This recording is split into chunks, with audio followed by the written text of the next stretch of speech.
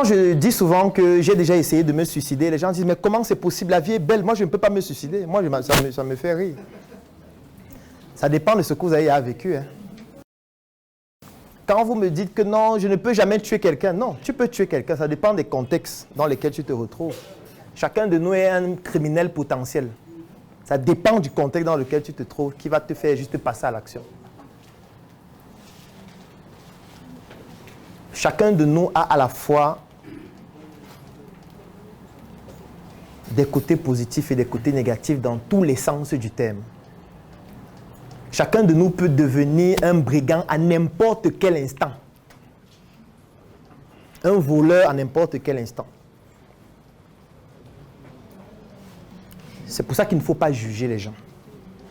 On n'a pas besoin d'entrer dans une église pour que quelqu'un t'explique ça. Si tu te connais, tu vas comprendre que tu ne peux pas juger quelqu'un.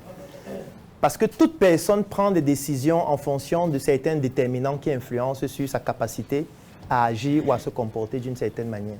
Je vais prendre un exemple simple. Moi, quand j'étais petit, on me disait toujours que quelqu'un ne peut pas construire une route. C'est interdit par la loi.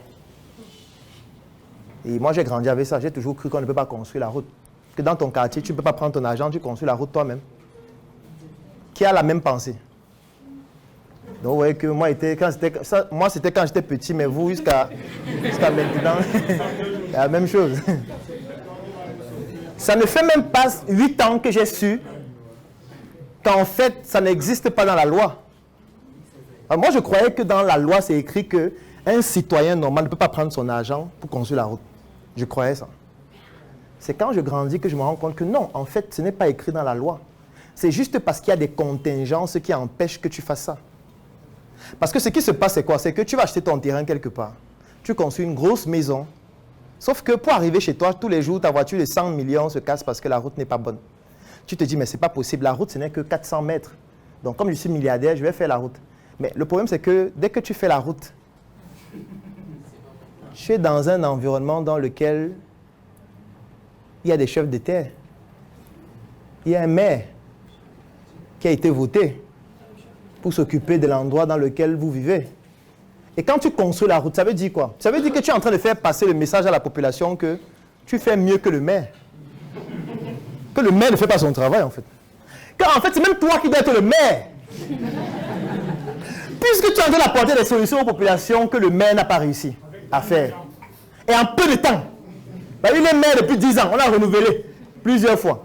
Toi, tu es venu en 6 mois, tu as construit la route, tout le monde est fier. Après, tu te rends compte qu'il n'y a pas l'eau. Tu mets le forage dans tout le quartier. Chaque jour à midi, ton portail est ouvert, les gens viennent manger gratuitement. En fait, ce qui se passe, c'est quoi? C'est que la population commence à t'aimer, n'est-ce pas? Sauf que le maire ne veut pas ça. Sauf que les chefs de terre ne veulent pas ça. Parce qu'aux prochaines élections, tu pourras dire que je veux être maire et tu seras donc maire. Donc, les influences vont faire que tu ne le fasses pas. Ou que si tu dois le faire, tu dois passer par eux.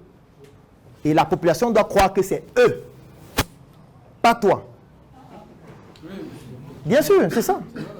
Ce n'est pas écrit dans un document que c'est interdit, c'est juste que si tu le fais, ça crée d'autres problèmes. Moi, avant, je ne comprenais pas pourquoi quelqu'un peut offrir quelque chose et il dit qu'il veut que ce soit en anonyme. Je ne comprenais pas.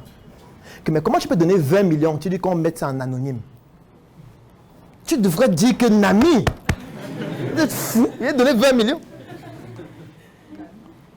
Quand tu vois quelqu'un qui a un poste de responsabilité, tu dis, mais comment il n'arrive pas à faire ça? Pourtant, c'est évident, on est là, les routes sont cassées. Pourquoi on ne répare pas les routes? Pourquoi on coupe la lumière?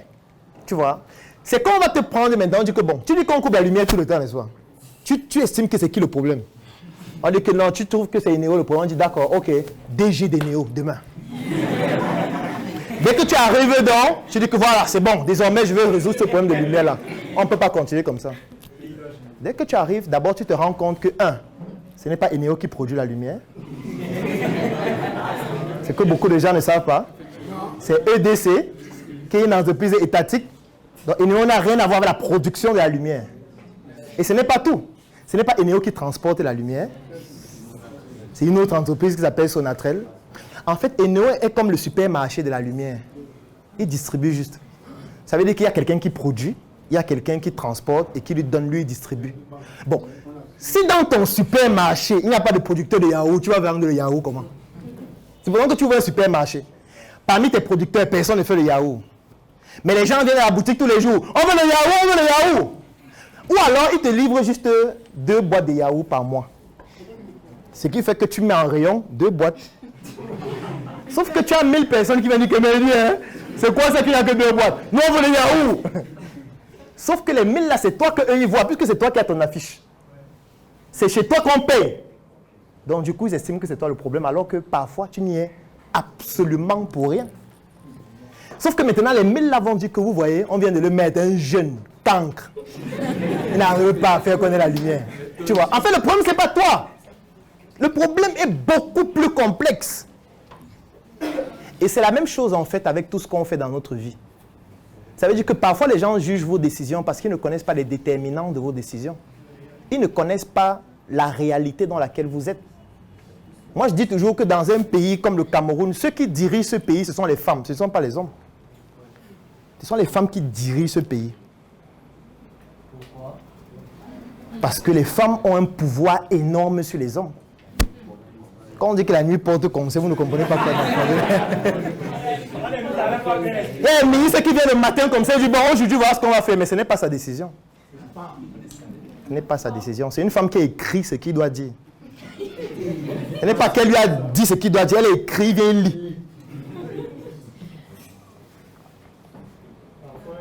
C'est compliqué. C'est pour ça qu'il faut se concentrer sur vous-même, sur ce que vous pouvez contrôler. Ne pensez pas qu'à la place des autres, vous feriez forcément mieux.